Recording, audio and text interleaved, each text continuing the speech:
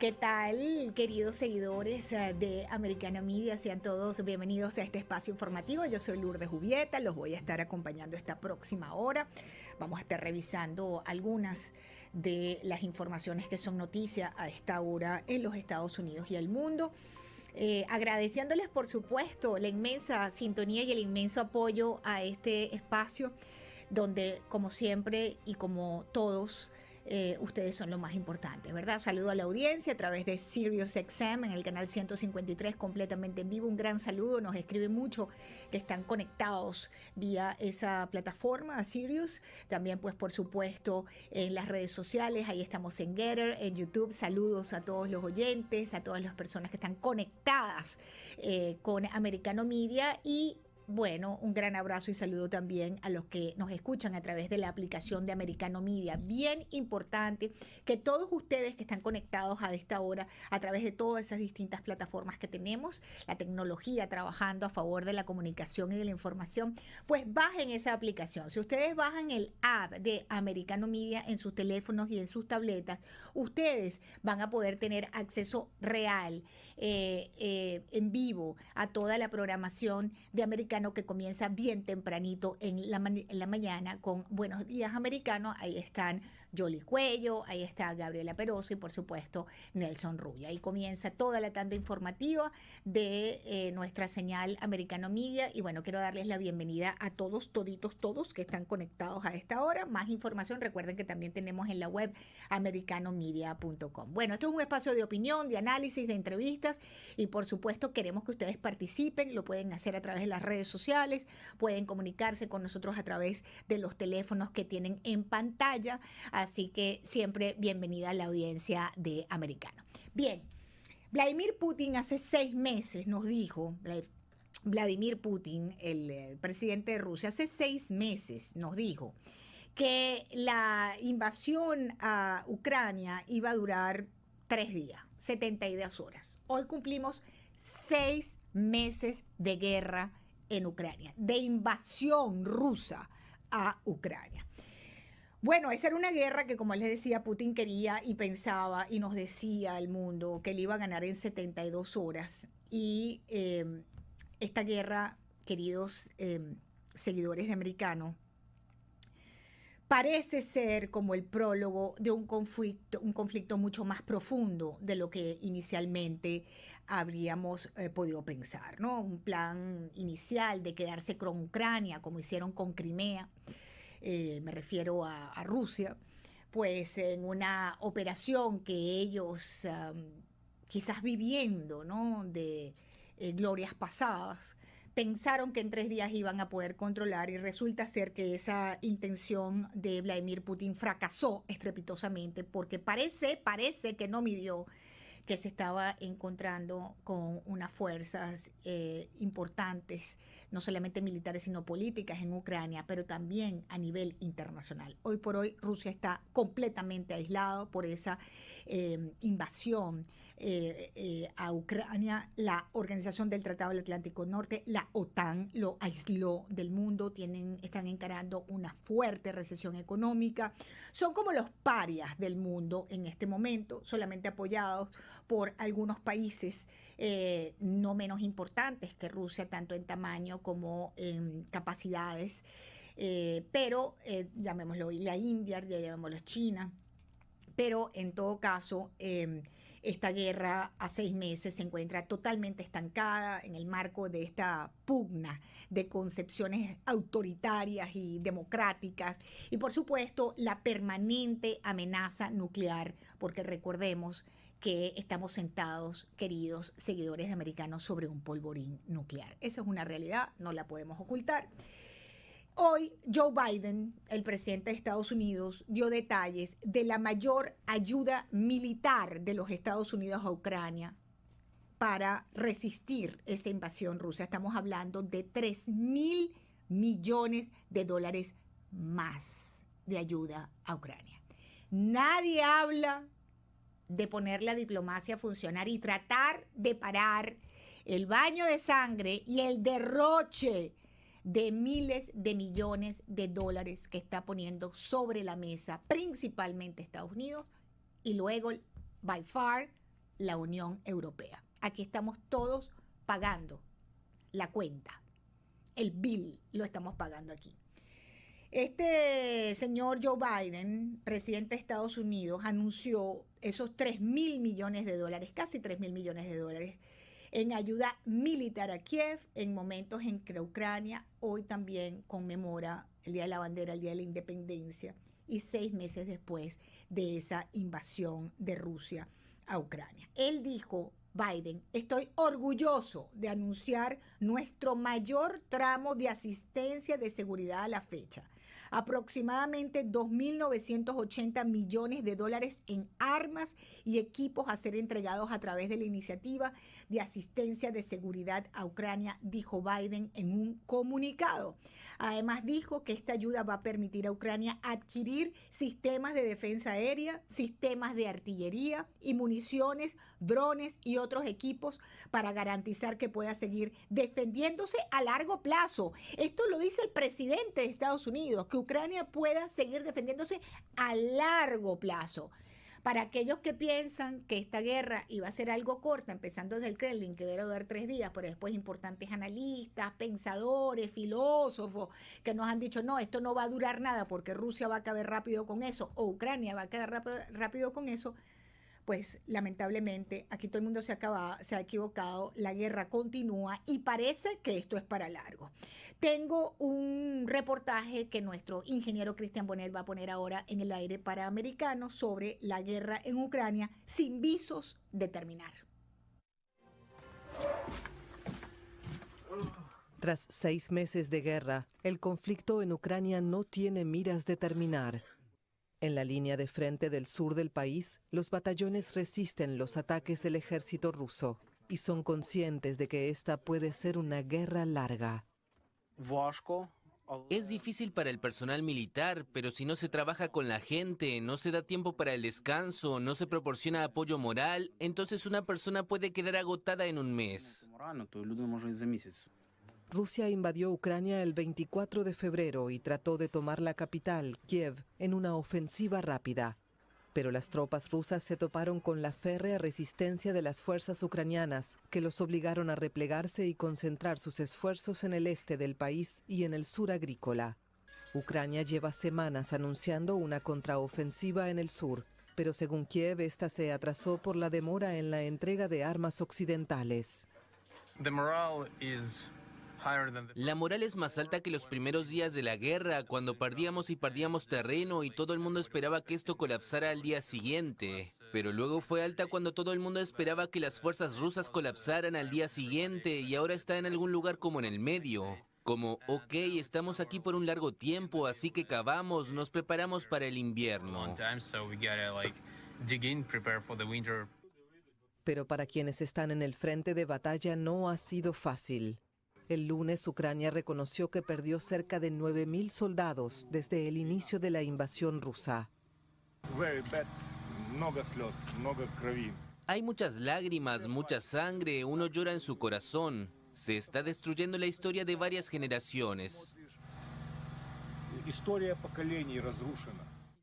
En Mykolaiv, un importante centro regional que antes de la ofensiva contaba con cerca de 500.000 de habitantes, la destrucción provocada por la guerra es visible. Desde hace meses, la ciudad portuaria recibe bombardeos constantes. Infraestructuras, hospitales y escuelas han sido blanco de los ataques. En julio, tanto la ONU como Turquía negociaron un acuerdo para permitir la reanudación de exportaciones de cereales desde los puertos ucranianos. Un alivio para muchos países. Pero después de 6 meses de conflicto, hay pocos signos de avances hacia un posible fin de la guerra. Bueno, y mientras tanto, estamos, como les decía, sentados en un polvorín con el tema nuclear. Hubo una reunión en la sede de las Naciones Unidas, allí el Consejo de Seguridad de las Naciones Unidas, donde tanto Kiev como Moscú se acusaron directamente de poner literalmente la humanidad en peligro nuclear por esa central nuclear del este de Ucrania, de Zaporilla, una situación allí bien delicada, y esto fue lo que pasó en las Naciones Unidas. Nuevo cruce de señalamientos entre Rusia y Ucrania. Los dos países se acusaron mutuamente el martes, durante una reunión del Consejo de Seguridad de la ONU, de poner en peligro la central nuclear de Zaporilla. Las Fuerzas Armadas ucranianas continúan prácticamente todos los días bombardeando el territorio de la central nuclear y el pueblo de Enejodar, creando un riesgo real de accidente radioactivo de consecuencias catastróficas para el continente europeo en su conjunto. Nadie que sea mínimamente consciente puede imaginar que Ucrania apuntaría a una central nuclear creando un riesgo enorme de catástrofe en su propio territorio. Tal catástrofe llevaría a numerosas muertes y contaminación en los años próximos. En la reunión convocada por Rusia, los dos países aseguran estar listos a permitir el acceso de un equipo de inspectores de la Agencia Internacional de Energía Atómica al sitio, pero la misión no ha podido ser programada. La planta no debe usarse como parte de ninguna operación militar y se debe llegar a un acuerdo sobre un perímetro seguro de desmilitarización para garantizar la seguridad del área. Lamentablemente, a pesar de numerosos llamados y apelaciones, en lugar de la desescalada, seguimos viendo los reportes casi diarios de incidentes alarmantes que involucran a la planta. A pedido de Washington, París y Londres, otra reunión del Consejo de Seguridad está prevista para el miércoles, cuando se cumplen 6 meses de la invasión rusa de Ucrania. Bien, a esta hora quiero darle la bienvenida a mi primer invitado del programa, Manolo González Moscote, es un experto en temas de Rusia. Manolo, qué bueno tenerte en el programa. Te saluda Lourdes Jubieta, bienvenido americano. A ti, gracias Lourdes por tu invitación, de verdad que es un gusto. El gusto es mío, qué bueno tenerte por aquí. ¿Qué ha ganado Rusia? Mira, nos habían dicho que, bueno, en 3 días se iba Rusia a tomar el control, ¿no?, de sus intereses en Ucrania, y van 6 meses. Y la cosa no está muy clara para Rusia, está aislada, sufriendo las consecuencias pues, de estos 6 meses de acciones en Ucrania. ¿Qué ha ganado Rusia, Manolo? Bueno, lo único que ha ganado Rusia es apoderarse de los territorios de donde todavía puede dominar y está dominando allí y manejando sus tropas. Es la única gran ganancia que tiene. De pérdida tiene el prestigio, la imagen que había adquirido Putin, la entrada en el G8, la entrada en el Club de Comercio Mundial, en la Organización del Comercio Mundial. Ha perdido precisamente el prestigio que todavía gozaban los rusos, incluso los grandes científicos rusos aliados del gobierno, que todavía se veían mover por grandes escenarios mundiales de la ciencia, y también la misma cultura, porque hoy la misma cultura rusa, que no tiene nada que ver con la política, está sumamente afectada. Y de esto te puedo contar una anécdota en 30 segundos. Me encontré hace 2 días a un ucraniano, le hablé en ruso y se molestó muchísimo.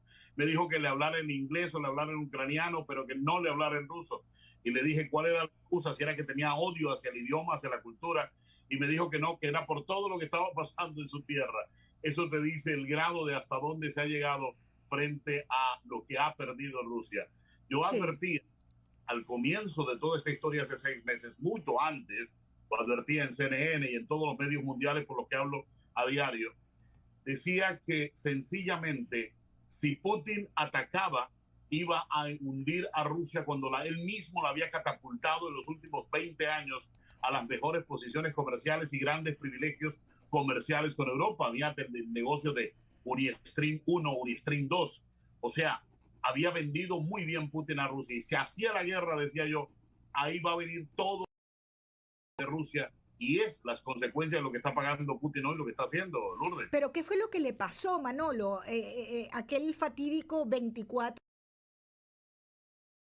de movilizar a esos 100 batallones tácticos, eran unos 175.000 soldados que había acumulado en las fronteras de Ucrania. Ese plan del Kremlin, en definitiva, resultó ser un fracaso estrepitoso. ¿Qué estaba pensando Vladimir Putin cuando tomó esa decisión, Manolo?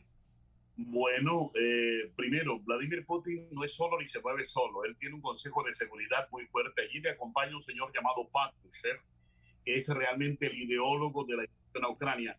pero hay otra figura clave de Putin, inspirador de Putin, y es el señor Alexander Dugin, de cuya hija se cometió el atentado que conocemos el fin de semana. Este señor siempre es el del neo-euroasianismo. Euroasianismo.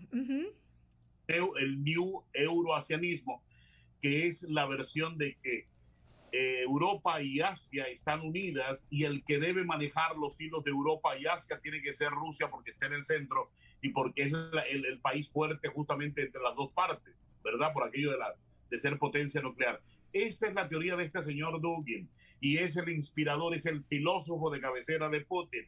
Y él ha hablado de tomarse Kiev, hace rato viene hablando de esto y habla justamente de que lo mejor que puede hacer Rusia es quedarse con Ucrania. Y Patrushev, recibiendo informes de los espías, ojo, de los espías y de informes de inteligencia, le indicaban a Putin, estas cosas poco se publican, poco se sabe de esto, le decían a Putin, los espías y toda esta gente de inteligencia, que había una animadversión hacia Zelensky, Alexander Zelensky, a pesar de haber ganado las elecciones con un 70-80% de los votos, pero que ya con los meses de su gobierno se veía mermada su capacidad de mando, de comando y de aprendizaje de la cosa presidencial. Que si el ejército ruso llegaba allí a Kiev, iban a ser levantados los soldados con vítores, las banderas serían ondeadas. Toda esta historia le metieron a Putin en el cerebro, ¿comprende? Sí. Se entusiasmó viendo que esto era muy fácil, que era una operación de piña, como dirían en Colombia, una operación facilísima, y se metió en esta vaca loca. Y mírate por dónde van, se pueden hablar de más de 80,000 muertos, entre muertos y heridos, dicen los servicios ingleses y americanos de inteligencia, pero lo cierto es que aquí está metido en un callejón sin salida Putin. Manolo, ¿me escuchas? Sí, perfectamente. Ahora, cuando tú hablabas esa expresión de la vaca en la que está metida, ¿cómo es que es la expresión? ¿Vaca qué? En una vaca loca. Ok, en esta vaca loca yo creo que hay de verdad de locura, porque este sujeto que tú estabas mencionando, Dugin, y el revivir, ¿no? Reconstruir ese plan euroasiático como pensando en glorias pasadas. Esta gente ni siquiera reconoce la caída de la Unión Soviética, no lo asimilan como una caída o como un fracaso, ¿no? De las personas de las que estamos hablando, queridos seguidores de americanos. Es como revivir las glorias pasadas, las glorias de la ex Unión Soviética, las otras glorias pasadas, pero que pasan por la anexión completa de Ucrania para poder lograr ese plan euroasiático. Es decir, borrar del mapa independencia de países que la han logrado después precisamente de la caída del bloque soviético, Manolo. Bueno, estamos hablando de hace 31 años y cómo olvidar yo esa historia si la transmitía al mundo en directo para varios medios mundiales. Hace 31 años, ¿verdad? Cuando se disuelve la Unión Soviética, y antes de eso fue el famoso golpe de Estado a Mikhail Gorbachev, cuando era el secretario general del Partido Comunista y por lo consiguiente el comandante en jefe de la Unión Soviética, y luego pues pasó a ser el presidente, el primer y único presidente de la Unión Soviética. Lo cierto es que toda esta historia que tú dices, esto de tomarse Ucrania, porque es que los planes de Rusia son aún más ambiciosos, la gente todavía no lo entiende.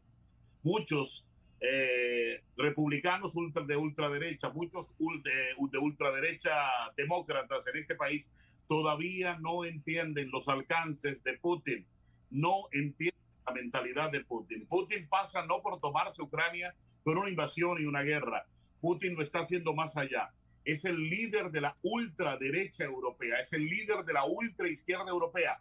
Fíjate las dos posiciones antagónicas que convergen en un solo punto y llamado nacionalismo, porque es la misma causa de los ultranacionalistas y de los ultra revolucionarios o de la ultraizquierda en el mundo. Sí. Los extremos se tocan, Manolo, los extremos se tocan, lo hemos visto en varias partes del mundo también, ¿no? Sí, exactamente, y te termino de acotar esto que es bien importante, lo que está haciendo Putin. Pasó de agache en este país donde Janet Yellen decía, la secretaria del Tesoro, de la importancia que era vigilar unos grupos de ultra izquierda, de ultraderecha en los Estados Unidos que tenían conexión con la ultraderecha que dirige Putin, ¿comprendes? Y estos grupos, fíjate tú, que quieren cambiar el sistema electoral de los Estados Unidos, cambiar las elecciones en los Estados Unidos. Estos grupos son de sumo cuidado. Pues bueno, ahí tienes a Marine Le Pen en Francia, tienes el caso del mismo segundo, el tercero en las elecciones en Francia, que era de la ultra izquierda francesa, es uno de izquierda. Mélenchon. Exacto, Mélenchon, el famoso Mélenchon. Entonces, ¿qué tienes tú a la vuelta de la esquina? Un momentico. Pero aquí esto, algo no concuerda. Y Putin lo vas a encontrar. Ahora, Manolo, perdóname que te interrumpa porque se me va acabando el tiempo y la gran pregunta aquí es ¿por qué nadie habla de paz? ¿Por qué la diplomacia no está funcionando en este conflicto? ¿Por qué hoy el presidente de los Estados Unidos, Joe Biden, le da $3.000 millones más a Ucrania para financiar su defensa frente a esta actuación de Rusia, pero nadie habla de la diplomacia? Aquí hay un baño de sangre y además hay un derroche de dinero que viene tanto de los Estados Unidos como de Europa. ¿Por qué nadie le pone la cascabel al gato? Nadie para esto. Bueno, tú hablas de un derroche de dinero, pues primero habría que auditar todas las cuentas y todos los dineros que se han enviado a Ucrania y cómo los ha utilizado Ucrania, ¿no? Si es que realmente ha habido un derroche, como dices. Aquí el problema es, si tú no le mandas más dinero a Ucrania, ni Europa le manda más dinero a Ucrania, entonces tú tienes que aceptar que Putin entonces debe cercenar a Ucrania, y en este caso tú estás aceptando tácitamente que Putin debe quedarse con Ucrania, ¿comprendes? No, yo no estoy aceptando nada tácitamente. Yo lo que estoy diciendo es que hay que parar el conflicto. Estados Unidos venía saliendo de su guerra más larga, que fue en Afganistán, y de allí entró en este conflicto en Ucrania, que hoy nos dijeron que es para largo y que lo estamos pagando los ciudadanos norteamericanos y además con nuestros impuestos, y además nos estamos endeudando, financiando una guerra que no tiene fin. No nos dicen cómo va a terminar. ¿Por qué la diplomacia no funciona? Porque nadie se sienta a negociar con Putin.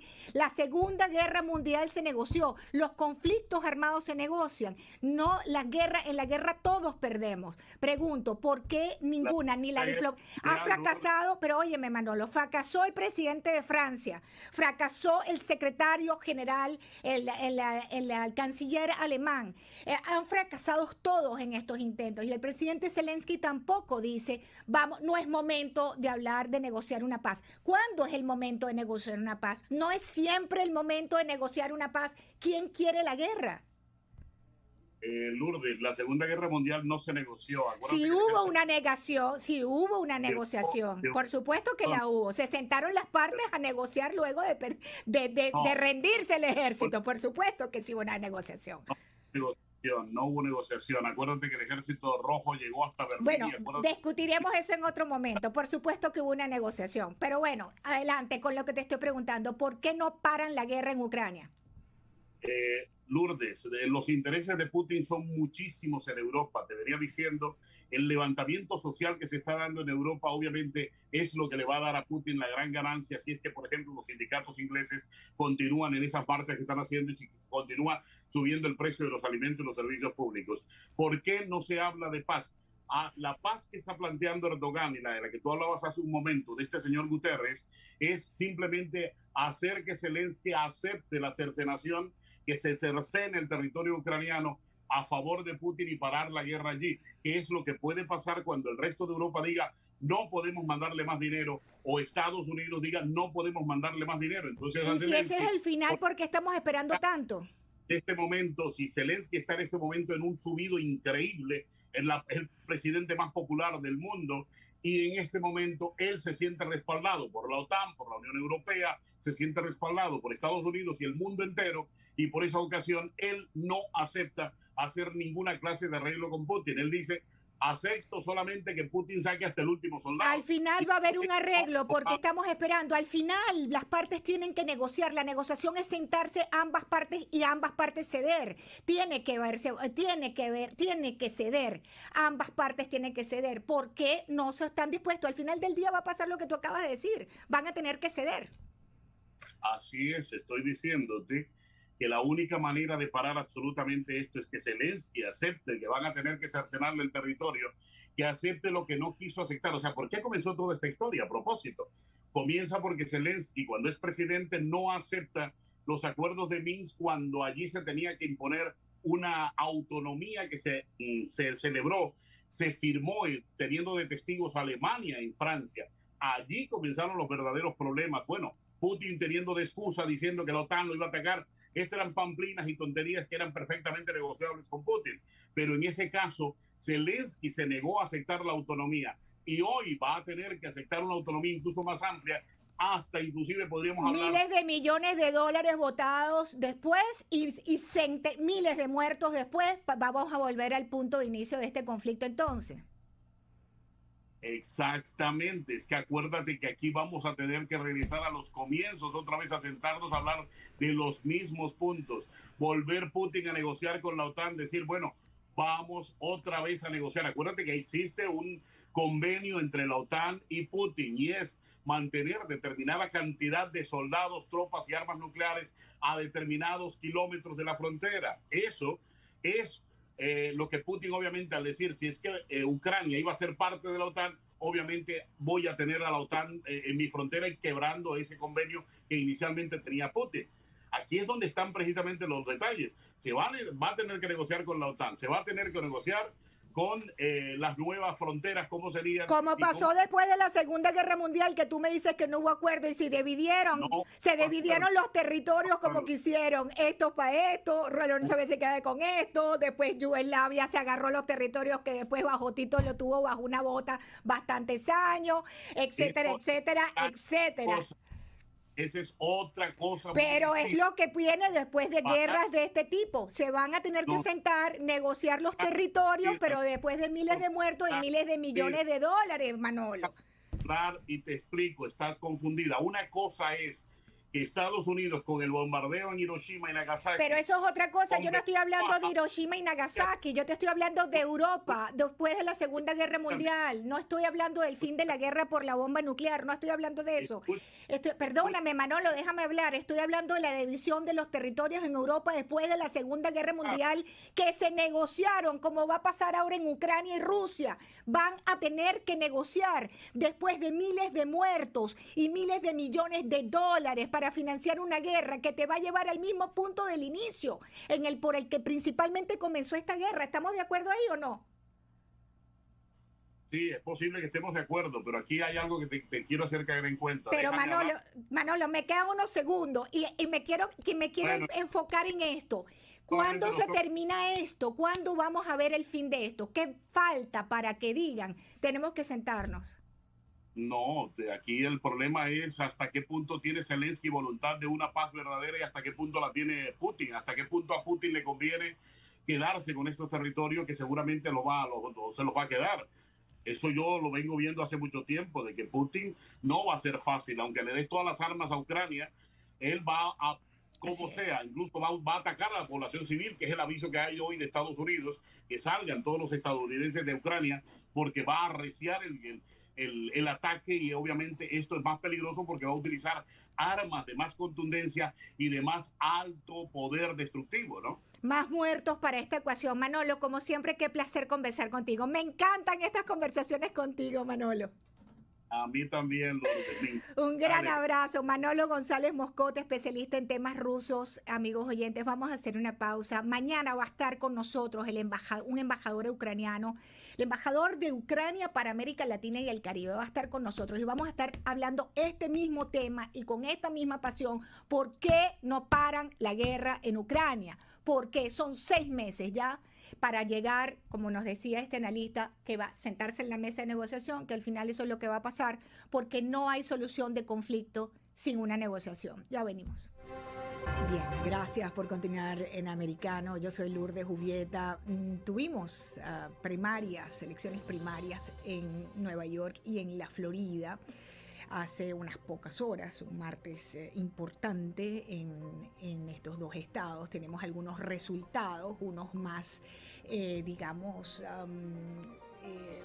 la palabra no es importante, sino diríamos más significativos que otros, ¿no?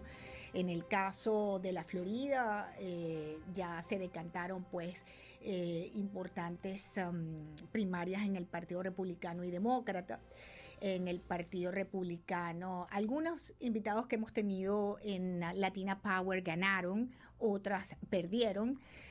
¿Ganaron quién? En la Florida Central ganó la venezolana Carolina Mesti, que fue apoyada por Donald Trump Jr. en el final de su campaña por la primaria para un cargo de representante estatal por un distrito de la Florida Central. Adicionalmente tuvimos importantes elecciones a nivel fuera de representante estatal o distritos escolares. También allí tuvimos elecciones para comisiones, la comisión del condado Miami-Dade. Es decir, hemos tenido en la Florida, en el caso de la Florida, importantes elecciones. Sin embargo, hay dos que resaltan y para allá voy con mi próxima invitada, ¿no? Quiero decir que quien ganó aquí en la Florida fue la abstención. Hemos tenido una abstención tremenda en estas elecciones primarias. Quizás yo a veces pienso que mucha gente no sabe que los independientes como yo no estoy inscrito en ningún partido político, evidentemente no podemos participar en las primarias de los partidos, pero podemos participar en elecciones para jueces, importantísimo. Increíblemente, a nuestra audiencia latinoamericana en Estados Unidos en algunos casos se puede votar. Se debe votar para escoger a los jueces. Eso es algo para nosotros insólito en América Latina o en Iberoamérica también, no solamente en América Latina, sino en Iberoamérica, incluyendo España y Portugal. Eso es algo que no es común a nuestro sistema de justicia, ¿no? Pero adicionalmente también los independientes votamos para juntas escolares, para lo que son las comisiones condales, y eso fue importante que la gente saliera a votar. En el caso de Miami-Dade entiendo que la participación fue de menos de 20%, muy lamentable, pero bueno, eso tenemos. No sé si ya tengo a mi invitada en línea de esta hora. Cristian, ya la tengo. Y es porque hay dos selecciones que hubo ayer durante este proceso electoral en la Florida que son muy importantes. Y una de ellas es de quién va a ser el candidato demócrata a encarar a nada más y nada menos que Ron DeSantis. Quiero darle la bienvenida a la extraordinaria periodista, directora del diario Las Américas en el condado Miami-Dade, en el sur de la Florida. Este diario es el decano de la prensa en español en el sur de la Florida. Ileana Labastida es su directora. Bienvenida, colega, qué bueno tenerte por aquí. Te saluda Lourdes Jubieta. Muy buenos días, Lulu, un gusto estar contigo siempre. Nos une la pasión por nuestra profesión y una muy buena amistad de muchos años. Y una admiración y un respeto tremendo por ti, por tu trabajo y por cómo llevas adelante ese... Gracias. Un respeto mutuo. Igual, gracias. No? Y cómo llevas ese medio tan importante para todos los que nos gusta además leer en español, ¿no? Con excelente selección de periodistas que tiene allí la gente del diario Las Américas. Bueno, ayer estuvimos todos en la Florida observando el proceso electoral y quería conocer, Ileana, ¿cómo viste tú el proceso, el tema de la participación? A mí siempre me parece que no salir a votar añade parte al problema y no a la solución, ¿no? Pero bueno, en todo caso hubo dos importantes triunfos. Uno, la del ex gobernador Charlie Crist, que ahora va a competir con Ron DeSantis, y creo que también la de Val Demings, que es la que va a aspirar al Senado contra Marco Rubio. Cuéntanos. Sí, en la presentación del segmento has dado varios diagnósticos, podemos decir, de este proceso electoral que acabamos de vivir ayer, que yo creo que son significativos y vale la pena detenernos un poquito en ellos.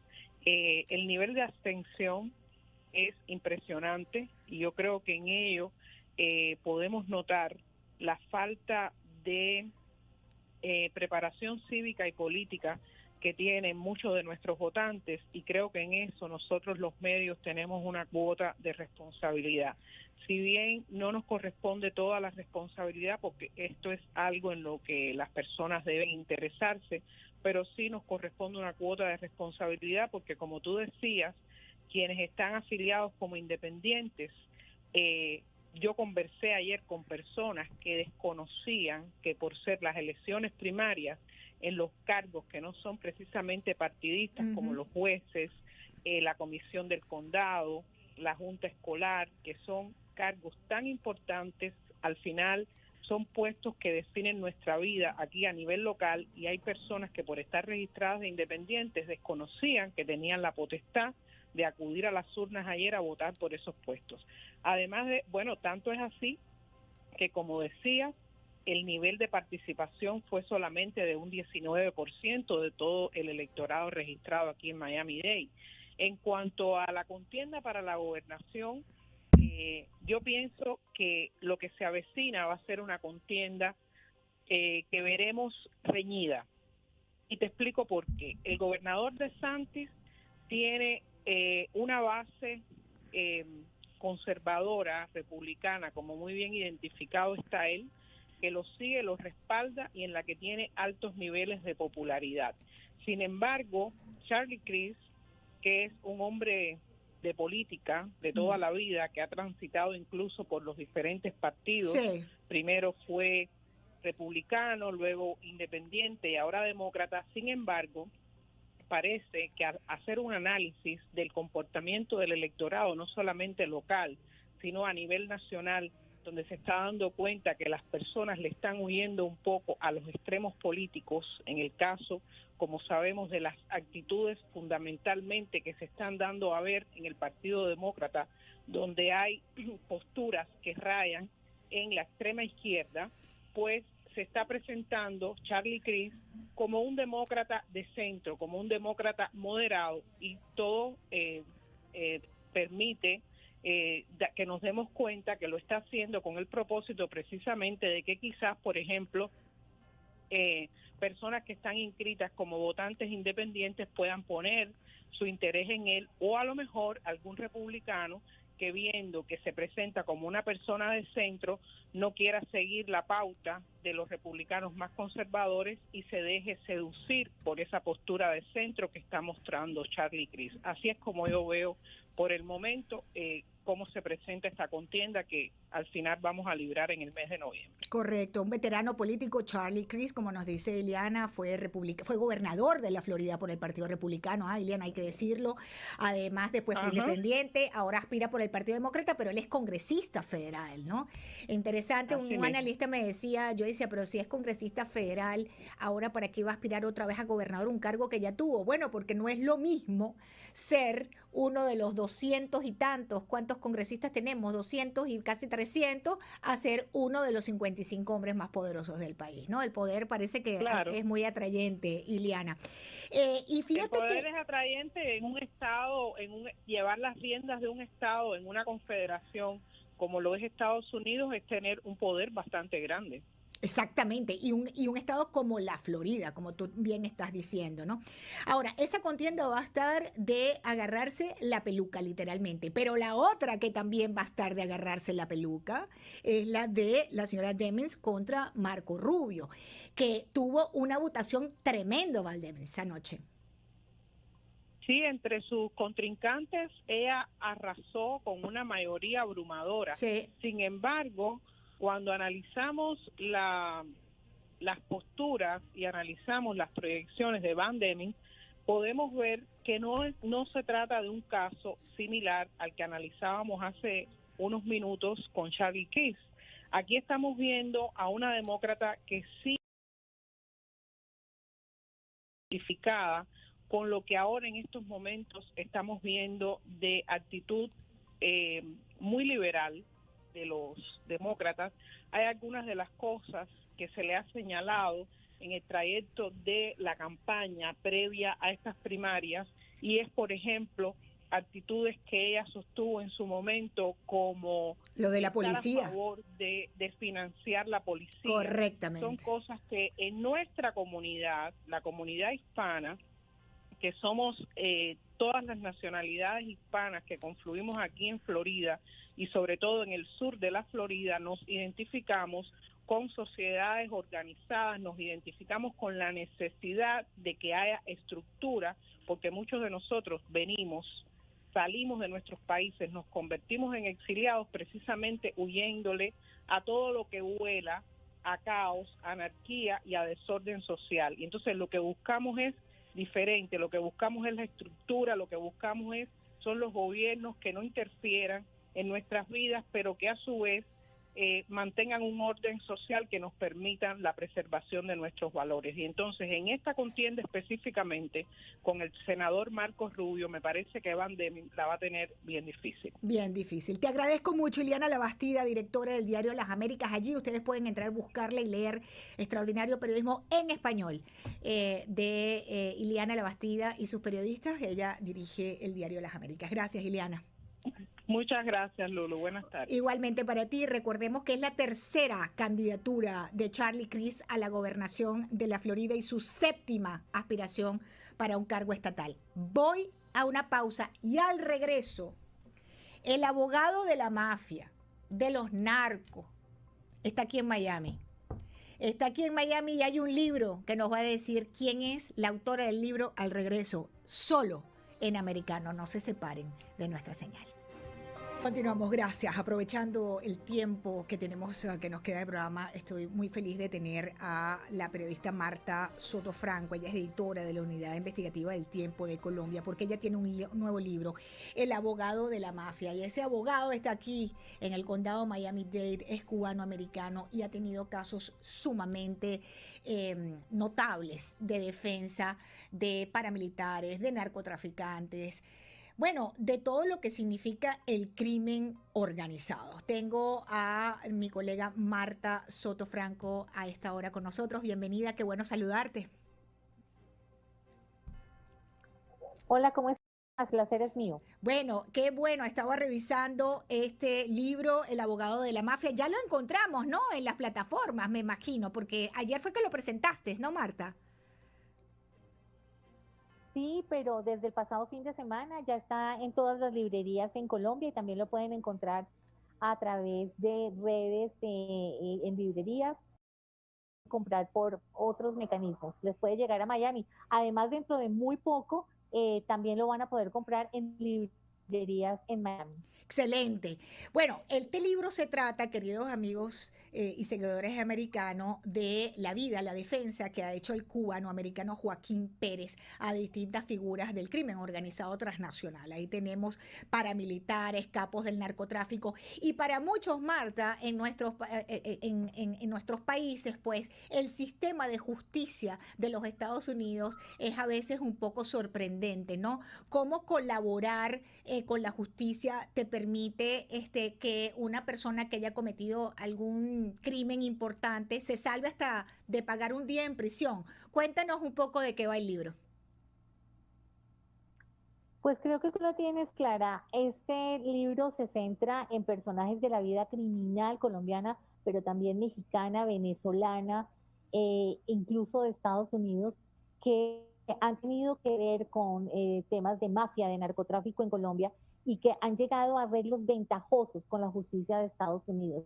Hay algunos, como tú mismo lo señalas, que trajeron 8.000 y no pagaron un solo día de cárcel, porque entregaron información considerada eficiente y relevante para la justicia de Estados Unidos.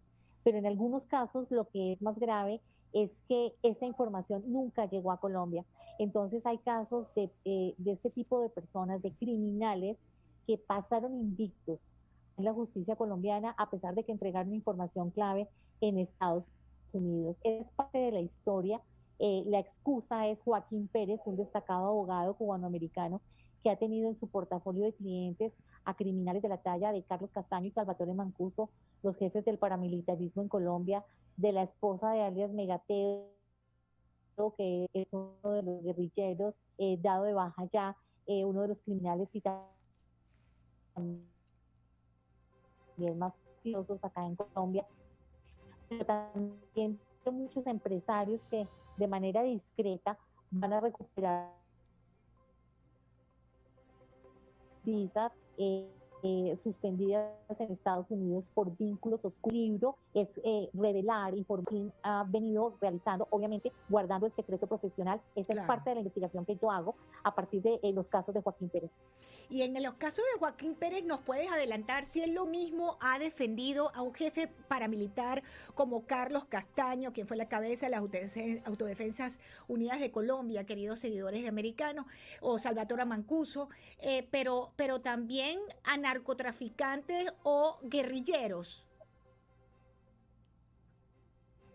Sí, por supuesto. En su portafolio también hay narcotraficantes y guerrilleros, incluso también hay expresidentes centroamericanos. Es decir, que no hay un tema ideológico ahí, sino solamente el tema de su trabajo y su defensa como abogado criminalista. Como especialista en negociación. Acá en el libro ustedes van a encontrar cartas que algunos criminales colombianos le han escrito de su puño y letra a Joaquín Pérez, reconociendo cómo Pérez conoce muy bien el sistema americano. Hubo un abogado que fue bastante crudo al hablar de este tema conmigo y me dijo, ustedes le envían a Estados Unidos la basura de su país y esperan que Estados Unidos los juzgue. Y Estados Unidos los juzga a su manera. Ahora Colombia está viviendo una etapa en donde muchos de esos criminales están regresando a Colombia y es un reto para la justicia de mi país empezar a procesarlos acá en Colombia y no esperar a que negocien en Estados Unidos. Marta, siempre la negociación con las autoridades norteamericanas es polémica porque queda como para muchos a veces queda un dejado de injusticia o justicia no completa. En el caso de Venezuela hemos tenido importantes figuras del chavismo que han negociado con el gobierno de los Estados Unidos a través de importantes abogados también del sur de la Florida, mayoritariamente, que han pagado unos pocos años de cárcel y han devuelto unos cuantos millones de dólares que se han robado han adquirido por hechos de corrupción y finalmente están en la calle y dejan ese dejo de que no hay justicia completa. ¿Tú tienes esa impresión o en algún momento has tenido esa impresión? Indudablemente, pero hay una contradicción. ¿Le corresponde a Estados Unidos hacer esa justicia? ¿Le corresponde a cada país o a un tribunal macro generar esa justicia? Porque es el mismo cuento.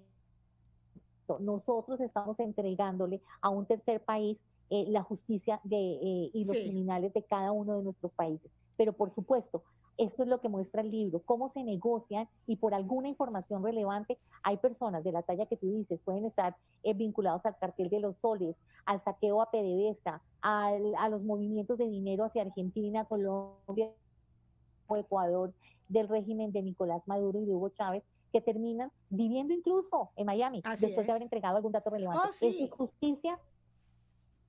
Sí, Marta, te escucho. No, esa es la justicia, claro, esa es la gran interrogante. Aquí hay un capítulo incluso especial sobre Venezuela, en donde cuentan cómo un narcotraficante colombiano entregó información muy importante sobre el cartel de los soles y sobre todos esos funcionarios del alto gobierno involucrado con la mafia y tuvo beneficios. Es decir, un criminal colombiano terminó con beneficios judiciales por entregar información relevante sobre Venezuela. Y finalmente, Marta, estamos todos ansiosos por tener tu libro en las manos. ¿Cómo recibe dinero el pago un abogado criminalista de un sujeto de este calibre? Hasta donde yo tengo entendido, tiene que garantizarse que el dinero con el que se le paga al abogado no es producto de la delincuencia organizada. Estás muy bien enterada. Ese es el procedimiento que se sigue, lo hace la OFAC. Se tiene procedimientos bastante estrictos, que aquí, por ejemplo, en Colombia no los hay. Acá los abogados reciben dinero sin preguntar cuál es la procedencia. En Estados Unidos es diferente. La OFAC es la que se encarga de ese trámite. El departamento, pues, lo que hace es verificar, como tú lo dices, que el origen de esos fondos sean lícitos y no sean producto precisamente de esas conductas criminales de los clientes de este tipo de abogados como Joaquín Pérez. Mi invitada es Marta Soto, escritora del libro El abogado de la mafia. Ya lo encontramos en Amazon. Ya lo encuentra en Amazon, muy pronto lo tendrán en Miami. Bueno, aquí te esperamos, Marta, para que vengas a Americano y hablemos más extensamente sobre tu trayectoria, sobre tus investigaciones y además sobre el libro. Te agradecemos mucho estos minutos y mucho éxito. Muchísimas gracias. Un abrazo para ustedes. Gracias. Marta Soto, el abogado de la mafia, un cubano-americano de Miami que ha defendido a importantes criminales, ¿no? Vinculados a la delincuencia organizada transnacional. Allí tenemos paramilitares, tenemos narcotraficantes, tenemos figuras de la guerrilla colombiana. Joaquín Pérez. Gracias, se me acaba el tiempo. Tengo que despedir el programa. Ha sido una jornada intensa de información y de noticias. Gracias por acompañarme. Gracias por la sintonía. Los leo en las redes sociales. Y no se separen de Americano Media. Bajen la aplicación. Ustedes no se quieren perder nuestra programación. Gracias.